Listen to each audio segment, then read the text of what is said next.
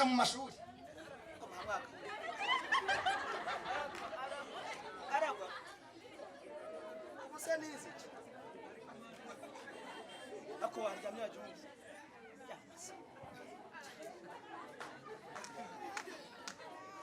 aranga ko muhere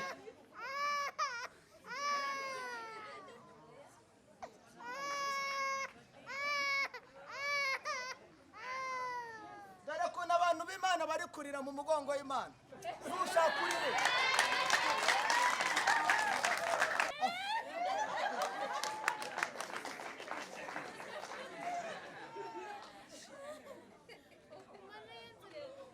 akakunanura akabanza akakunanura ibi byose ni imiruho y'abantu b'Imana mefa busheti we hanganira aho uri nanjye nduwagakira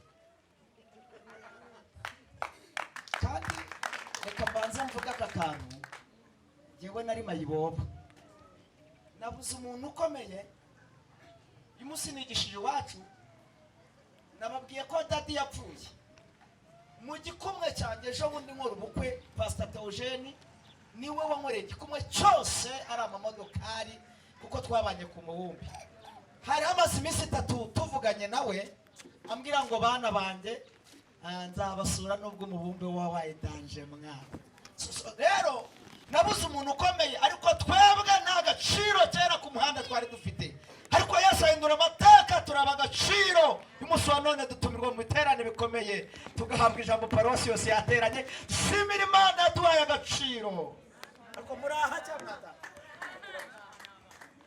dusome igitabo cya 2 cya Samuel igice cya 9 dusome ku murongo waho wa 3 umwami aramubaza ati harya ntawe ukiriho mu nzu ya Sawuli ngo mugirire imbabazi z'Imana Siba asubiza umwami ati haracyariho umwana wa Yonatani umugaye ibirenge umwami aramubwira ati abahe Siba asubiza umwami ati aba mu rugo rw'Abashiri mwene Amiyeli Lodebari umwami aramutumira amukura mu rugo rw'Abashiri mwene Amiyeli Lodebari nuko Mefibosheti mwene Yonatani mwene Sawuli yitaba Dawidi ageze imbere ye agwa yubamye aramuramya maze Dawidi aravuga ati Mefibosheti aritaba ati karame umugaragu wawe ndi hano Dawidi aramubwira ati humura haleluya kuko ntazabura kukugirira neza ku bwa so Yonatani kandi nzagusubiza imisozi yose Nyarurembo ya sokuru Sawuli kandi uzajurira ku meza yanjye iminsi yose murongo 11 maze Simba abwira umwami ati ibyo umwami databuja yategetse umugaragu we byose niko umugaragu nzabigenza umurongo nagendereye haravuze ngo nuko Mefibosheti akajya arira ku meza y'umwami nk'umwana wese w'umwami nk'umwana w'umwami wese amen tuvuge ngo amen reka tuganire gatoya fasha Felicien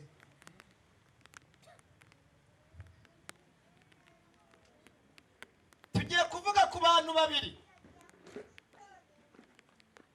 umuntu mvuga cyane ni umuntu bita Dawidi wagaruye agaciro k'umuhungu bitaga Mefibosheti kari karatakaye kandi reka mbabwire ngiye kuganiriza abera b'Imana babwira ngo ibyo abantu batagaciro n'uwo batagaciro Imana imufitiye agaciro haleluya uwo batabona ko ari agaciro ubabona ko ntacyo amaze ubabona ko ntacyo yakwimarira uyu mu maso y'Uwiteka niba Imana ibona afite agaciro ndabivuga ku mpamvu ebyiri haleluya haleluya sifa kwa Mungu somye inkuru z'umugabo bita Mefibosheti uyu mwana yari umwana wavutse nk'abandi ariko umugabo bita Siba mugira ikimuga ariko atari ikimuga kandi mbibutse ko haleluya haleluya mbibutse ko Imana ije kugira neza ntireba ngo uvuka he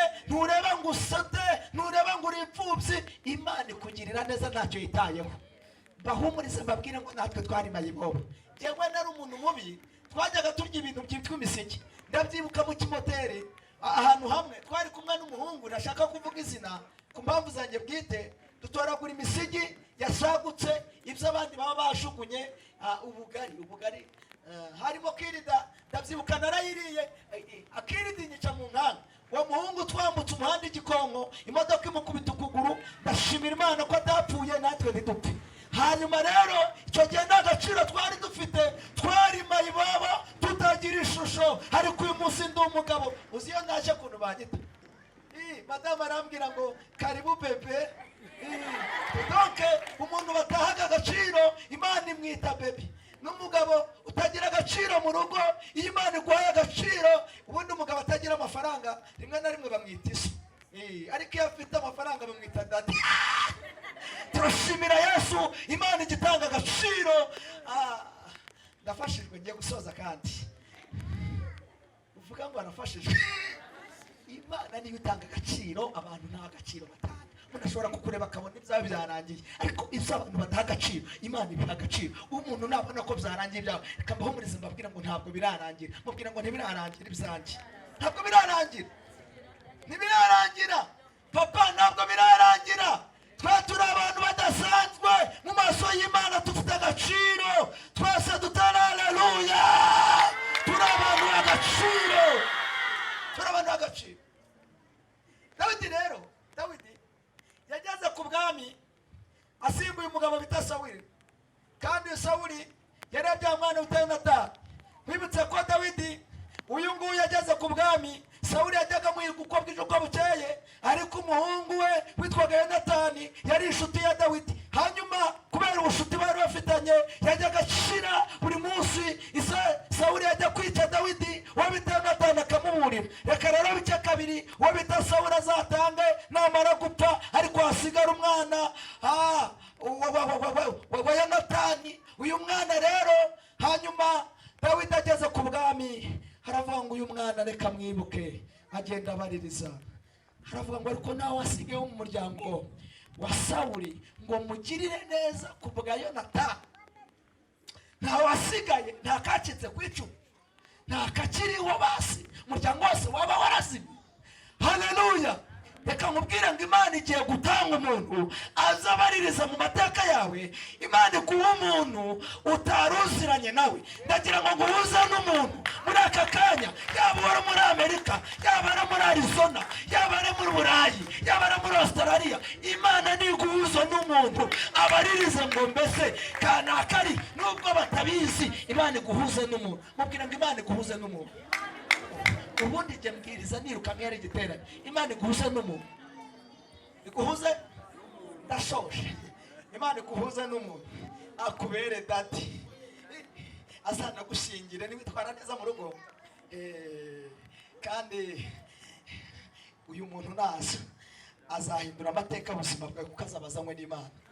Soze Bibiliya ivuze ijambo rikomeye, iravuga ngo Dawidi abaririza uyu mwana ngo baza kumenya rero abazo bita Siba wari umugaragu w'ibwami. Siba rero, reka nanga itangazo rivuze ngo ibyawe byishwe na Siba. Siba atanga amakuru atariyo, uyu mwana mutangira amakuru atariyo. Aratangira ngo rero nubwo mubona ko arahariye, ariko uriya mwana iyo mugiye ku kazi arabiba, kandi utari igisambo sha.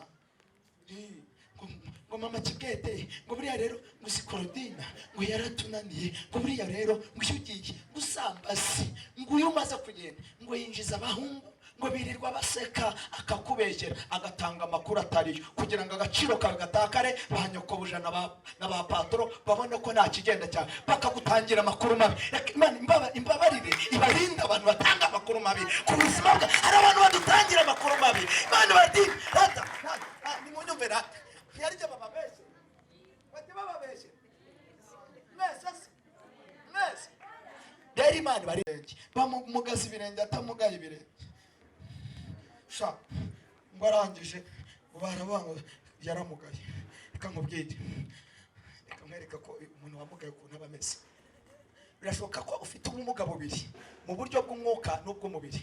ariko reka mubwire, Imana iguha agaciro mu buryo bubiri. Mu buryo bw'umwuka ubaha agaciro mu maso y'Imana, kandi no mu buryo bw'umubiri Imana iguha ibituma ugira agaciro. Nari mvuze ngo guha agafaranga. Mefibosheti ngo yaramugaye ibirenge. Aha, mbese nibuka ko umugore nashatse nawe yabanaga n'ubumuga. Madamu wanjye yabanaga n'ubumuga. Uzi impamvu bamuroze ngo tudasezerana? Baravugaga ku gicumba ntabwo cyashaka umugabo. Baramuroga aba nk'umusazi. Saa 11 nibwo nagiye gusaba, nk'iki gihe nibwo nari nagiye gusaba. Ngeze ku rusengero usanga barukinze ngo nasezerana. Ku gicumba kidasezerana we, ariko umugambi w'Imana.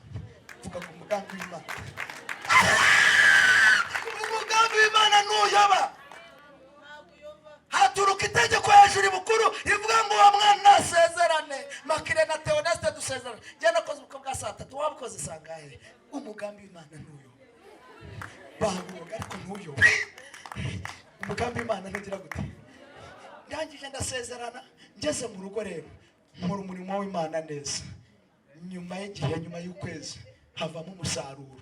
Madamu indigeze mu mezi 7 baragaruka, za bintu bamuterereje bikajya bimukubita hasi. Yabagiye mu bwiherero ngasanga yakanuye rye ngo atazubaka urugo we, atazubaka urugo kuko ari igicumba. Yagendaga gutya kandi genda muri sasiye narize, ariko yaracumbagiraga. Abantu nta gaciro baguha, ariko Yesu ni waguha agaciro. Twe turaba agaciro mu maso ye. Yagendaga gutya, ariko ndamukunda, dusezerana agenda cye. Mfasha agenda cye. Iyo abantu bataha agaciro, mbisubiremo, uwo bataha agaciro mu maso y'Imana uha agaciro. Tugeze mu rugo rero, indi igeze mu mezi 7 abyara umwana utagejeje igihe, ahita ajya muri kuveza umwana. Hanyuma nanjye ntangira ishuri ry'imibabaro, ntangira kuba umugore, niga kuranjika, niga guheka. Madamu yapfuye, napfuje umugore, tumaranye amezi 8. Ubuzima bwari bwarangiye, bwangiritse, bwasaga nkaho nta shusho ihari. Ubu nzi guheka cyane. Sanabikubwira ukabyumva. Reka soze, nimba hari umuntu ufite uruhinja narumenye, reka soze senge. Bereka ko Imana nta gaciro.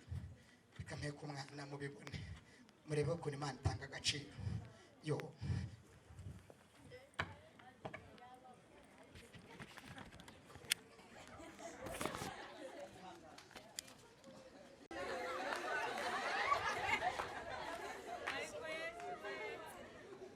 turabiki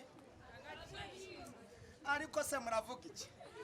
Iyo uzamuha agaciro rero, Imana igucisha mu mashuri. Aragwa ubuse nizi iki? Ako waryamye ajunze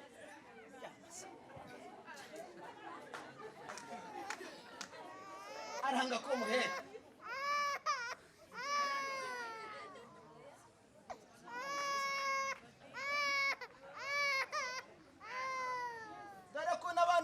Bari kurira mu mugongo w'Imana.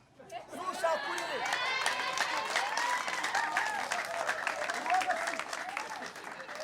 Fakuri mu mugongo w'Imana. Uri Mefibosheti ariko abantu ntibakuzi. Ariko uri mu mugongo w'Iyera. Uri Mefibosheti. Ariko twavuze ngo amen.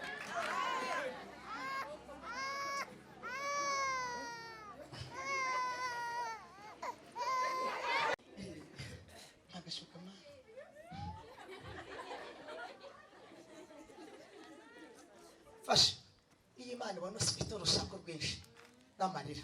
Navuga ati ndabona wancika. Kamwereke wancika, uri gusakuza. Ubwo uramutse ugiye hanze byagenda gute? Ikavuga ati wancika, igakomera kugira ngo utaza kunyurukuruka mu mugongo w'Imana ngo yivemo. Irakuzi, irabizi, ikajisha bigakomera kugira ngo utazayivamo. Abagore bagenzi banjye, haleluya. Ntabwo Imana ikurekera. Iyo uzamuha agaciro utabubikora. Iyo Imana ibona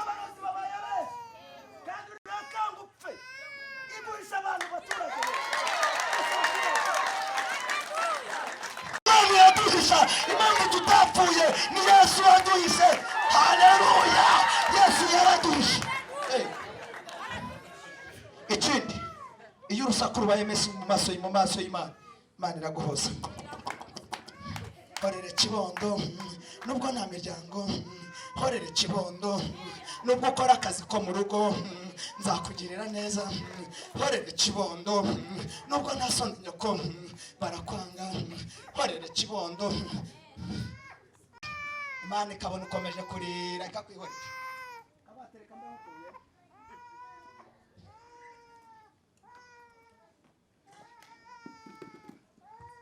Mwiriwe.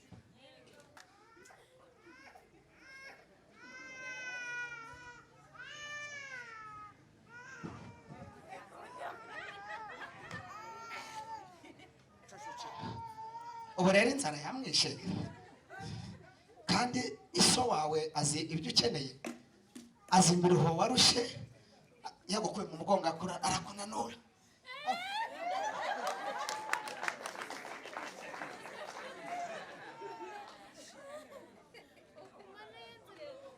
Akakunanura, akabanza akakunanura. Ibi byose ni imiruho y'abantu b'Imana. Mefibosheti we, hanganira aho uri, Yesu azakugira neza. Ariko hanganira urugo urimo, hanganira inzara ufite, hanganira amagambo bakubwira, hangana yewe, ihangane. Imana izi imiruho warushe, Imana izagukandakanda, ntirekeraho gusa. No mu gatuza ikamenya ko warababaje. Kandi mbibutse ko Yesaya 2:1-2, mereza amazi, mereza amazi. Imana ifite ibere, ifite ibere zatwonse kakonsa, kakonsa. Mama wuma ngwino ufata umwana ndi kakonsa.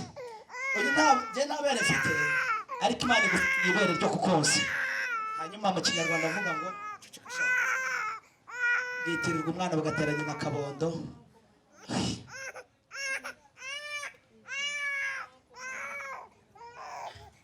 Uretse kugenda bwitirirwa umwana bagatera ki? Rero Imana kubera ko ufite umwana, iki gihe kirasaba ko utunga umwana. Nutunga umwana uzanywa agafanta. Wariye kubera ko ufite umwana. Rego umubyeyi afite umwana ararya. Nutagira umwana muri iki gihe tugiye kujyamo, ntabwo uzabona ibiryo mu nzara. Wowe tunga umwana azakugaburira, ntuzicwa n'inyota. Ufite umwana ntabwo byashoboka, ntabwo uzabura n'amata. Imana niguha n'ibiryo ntukabipfusha ubusa. Akira mugurira amata. Twongere Imana amashyi menshi. Barokore nuko twakoze igiterane kivagura w'agaciro. Ni ukuri kwiyera, nimutunge n'abana muzabaho neza. Ndashoje ku ijambo rivuga ngo Mefibosheti, ngo Imana imugira neza, ngo ajye ibwami. Dore ngiye ibwami rero.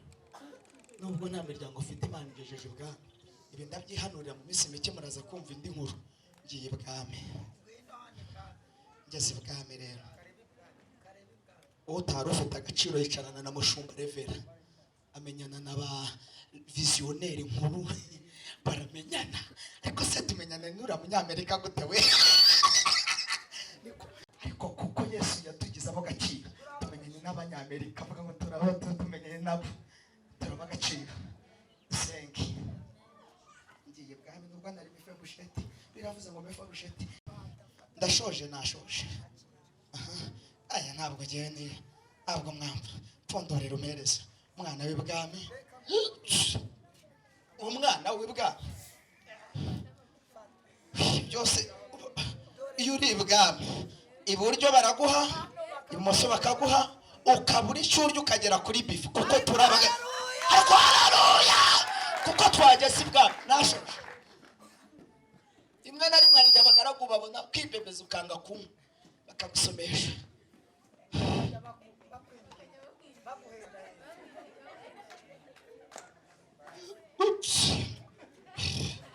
Turi ibwami, turi abana bawe. Haleluya, haleluya. Wikugirana nabi ntabwo byarangiye papa. Wikugirira nabi n'umuntu w'agaciro. Mushumba reka dusenge. Dusenge. Yo. Kadusoze kuri ubuhamya zabo duhubundi twari twamubwiye ko atubuhamya ariko n'ibyatubwiye ntacyo bitwaye. Kadusenge Imana buri muntu wese icyifuza haye Imana iracyakora. Nimumure Imana iracyakora. Iherutse gukora bagira ngo birarangiye. Batuye Imana nuko n'ubundi yaragishushe. Nyuma y'iminsi ine Yesu arabatungura. Azuye Lazaro abayuda baremera. Umudogiteri Luka yaramupingaga. Atoba ko ndasiga wari impumyi. Dogiteri abibonye nawe aremera. Ati umuntu nanjye ndamukurikira.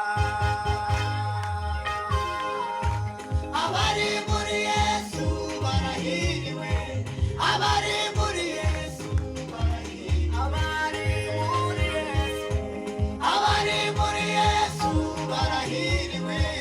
Abari muri Yesu barahiriwe. Mana ishimwe.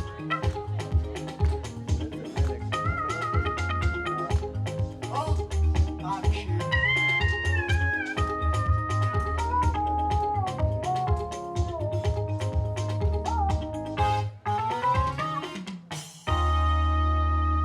Wajorowe nubwo mbona wanze gucyaha. Twamaze kugusuzugura wanarewe uraziritse.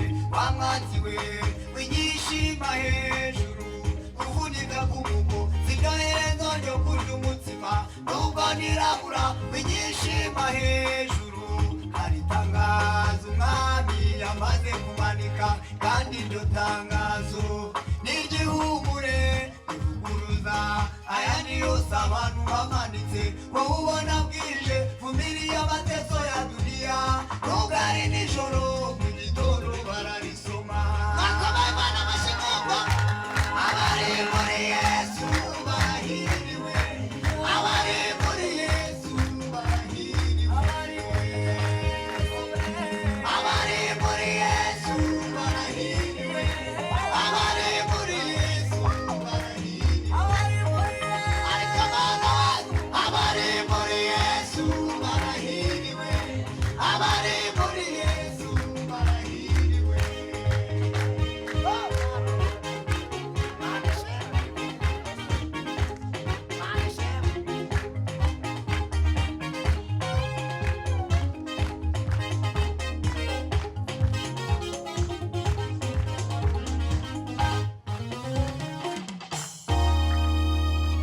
Mu biganza byawe Mana niho dushize ubugingo.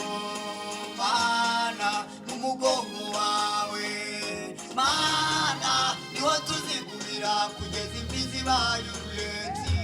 Bazaseba, bazaseba, bazaseba, bazaseba. Abanga Imana ntibayisenge. Bazaseba ubwoba no gutinya bizabafata. Ukuboko k'Uwiteka kuzabajunjika. Abera nimuhumure ntacyo tuzaba. Muhumure Imana iri mu kazi iracyatuzirikana. Uyongera amashyi. Abari muri Yesu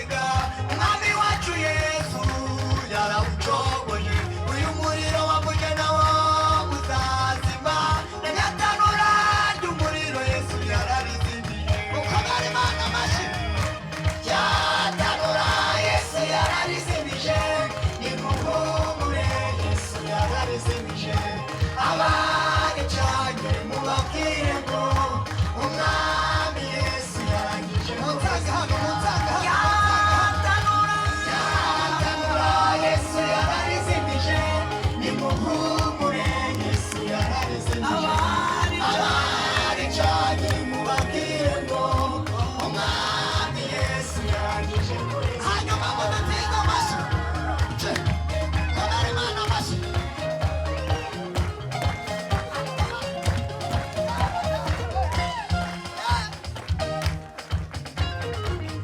izaturengera yarabitubwiye imigambi y'ababishaka bizahama nubona abanyamaboko bateranye bakakujugunya hirya inyuma y'umurwa uzapfuka musenge uyibutse imibyizi umwana w'umukiranutsi ntabwo azicwa n'inzara mukomere Imana amashyi cyatanura Yesu yararizimije nimuhumure Yesu yararizimije abari cyane mubabwire ngo umwami Yesu yarangije twese twongera dusubiramo cyatanura Yesu yararizimije nimuhumure Yesu yararizimije abari cyane mubabwire ngo umwami Yesu yarangije reka ndebe abo muri iyi karitsiye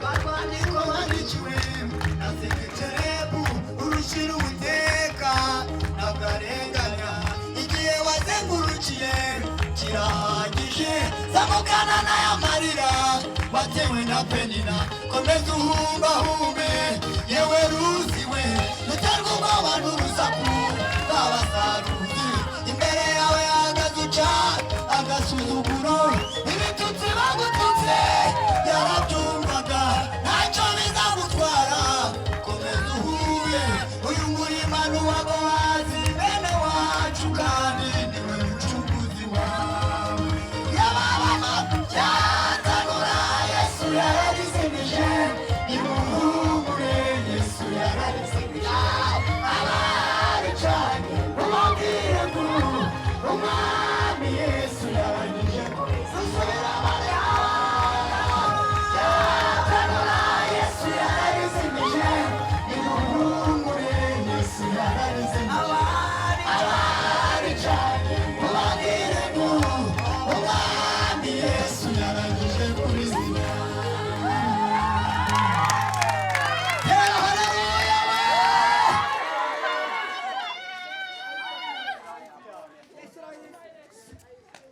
kongere dutere haleluya Haleluya! amen Haleluya! Nabasuhuje mu izina rya Yesu. Amazina nitwa Felicien ufite amahoro. Imana ibahe umugisha.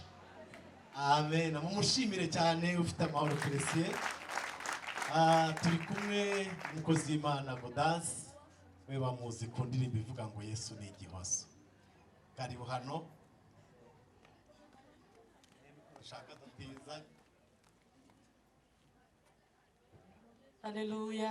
Amen. Haleluya. Haleluya. Yesu ashimwe.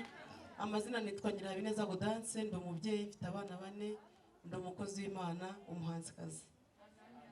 amen turi kumwe n'abandi bari mu nzira bari mu witwa Claude bigira iherezo nawe mu kanya arabahageze hanyuma turi kumwe n'abandi bakozi b'Imana